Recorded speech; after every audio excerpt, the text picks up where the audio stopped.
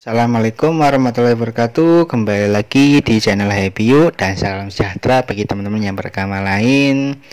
Kali ini kita akan bahas materi PPKN di kelas 12 untuk SMA, SMK atau MA. Oke, langsung materinya yang akan kita bahas adalah di bab 3, pengaruh kemajuan iptek terhadap Negara Kesatuan Republik Indonesia. Tujuan pelajarannya bisa dibaca sendiri ya. Di sini sudah ada. Oke, langsung ke selanjutnya. Selanjutnya yaitu sebelum ke materi, amatilah gambar berikut. Buatlah 5 pertanyaan terkaitan dengan dampak positif dan dampak negatif perkembangan iptek. Kemudian diskusikanlah jawaban dari pertanyaan-pertanyaan yang telah Anda susun tersebut. Yaitu dengan cara jawabnya bisa di komen ya. Nanti kita bisa tanya jawab langsung di komentar. Oke, langsung saja ke materinya. Materinya yaitu yang pertama, mempengaruhi kemajuan iptek terhadap Negara Kesatuan Republik Indonesia. Yang pertama, ilmu pengetahuan dan teknologi diartikan sebagai pengetahuan tentang suatu bidang yang tersusun secara sistematik dan tentang kepandaian manusia yang dapat diterapkan untuk menunjang dan memberikan kenyamanan bagi kehidupan manusia. Yang kedua, menurut Horton dan Kester, ilmu pengetahuan merupakan upaya mencari pengetahuan yang dapat diuji berdasarkan prinsip-prinsip dan prosedur yang tertentu dengan menggunakan metode yang bertahap dan sistematis. Itu yang dimaksud pengaruh iptek terhadap kesatuan ini. Dalam sejarah pemikiran modern di Eropa, ada beberapa aliran yang membentuk pengetahuan Indonesia, yaitu aliran rasionalis, empiris, dan gabungan keduanya. Untuk artinya bisa dicari di internet dan kita tanya jawab di komentar ya. Oke, langsung ke slide selanjutnya. Masih di poin A, Denis Diderot, seorang filsuf Prancis, menyatakan bahwa teknologi adalah sebagai alat dan sistem yang bekerja sama untuk suatu tujuan yang sama. Itu dari ahli-ahlinya. Terus selanjutnya, teknologi selalu berjalan sesuai dengan ilmu pengetahuan, dan teknologi merupakan hasil dari teori dan rumus-rumus yang ilmu pengetahuan. Itu yang dimaksud iptek. Terus masih yang di A, perkembangan teknologi dunia sebelum abad ke-20 antara lain sebagai berikut. Sistem pertahanan di Mesopotamia, mesin cetak Gutenberg, revolusi industri itu di abad 20. Berikut sebagai perkembangan teknologi dunia pada abad ke-20 dan setelahnya. Transistor, serot optik, komputer, internet. Itu yang 20 ke atas. Dilihat dari aspek politik, calon pejabat atau anggota dewan dapat menggunakan media sosial, internet, dan kampanye untuk berkampanye dengan biaya relatif murah. Namun negatifnya kemungkinan ada terjadi pelecehan di masyarakat akibat fanatisme terhadap pendukung salah satu calon atau kelompok.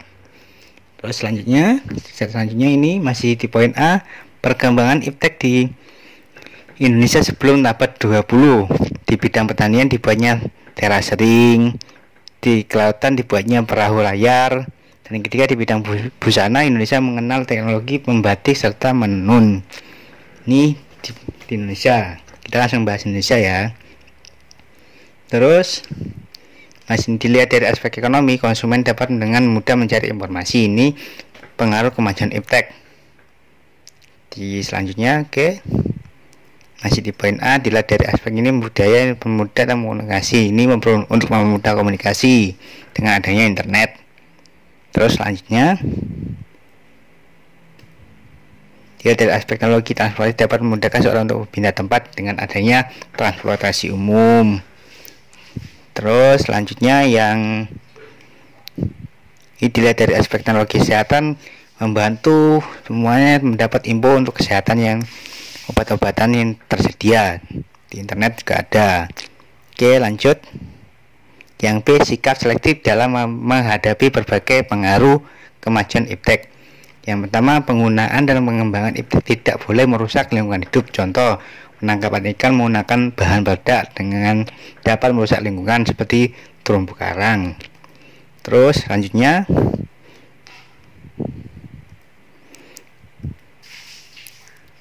jenis iptek yang dikembangkan sepatutnya berkaitan dengan hal positif yang membantu warga dan negara Indonesia makin berkembang dan maju. Contoh di bidang pendidikan dapat dikembangkan teknologi yang membantu pelajar memahami bahan pelajaran dengan mudah dan lebih efektif. Terus selanjutnya sikap selektif yang berpegang pada Pancasila dapat menjadi ciri khas bangsa Indonesia dari bangsa-bangsa lain di dunia, termasuk yang terkait dengan kemajuan iptek. Di sini ada penjelasannya, ada ini sikap selektif berdasarkan sila pertama mengarahkan ke bahwa setiap perkembangan iptek semata-mata karena karunia dari Tuhan Yang Maha Esa, maka setiap perkembangan iptek harus dipergunakan sejalan dengan perintahnya. Terus yang kedua di sini sila kedua ditunjukkan bahwa penggunaan iptek demi kesejahteraan seluruh bangsa Indonesia. Di sila kedua. Untuk di sila ketiga, sikap selektif berdasarkan sila ketiga yaitu mengajak kita untuk menggunakan hasil iptek untuk menjalin persatuan di Indonesia. Itu yang sila ketiga. Untuk sila keempat adalah sikap selektifnya mengajak kita untuk ikut serta ambil bagian dalam tugas pemerintahan dengan menjadi pengawas segala bentuk pengembangan dan penggunaan iptek di Negara Kesatuan Republik Indonesia. Terus yang terakhir atau yang kelima atau sila kelima yaitu tentang ini memberikan pertimbangan kepada kita bahwa ketika melakukan inovasi dan penggunaan iptek diperlukan semangat keadilan seluruh bangsa Indonesia. Oke, itu saja untuk materi yang di kelas 5 di bab 3 di semester 2. Untuk materi selanjutnya bisa mengikuti dengan cara subscribe, like, dan komennya supaya tahu materi selanjutnya di channel kami yaitu channel Happy Yuk. Saya Iri. Assalamualaikum warahmatullahi wabarakatuh. Salam Happy Yuk.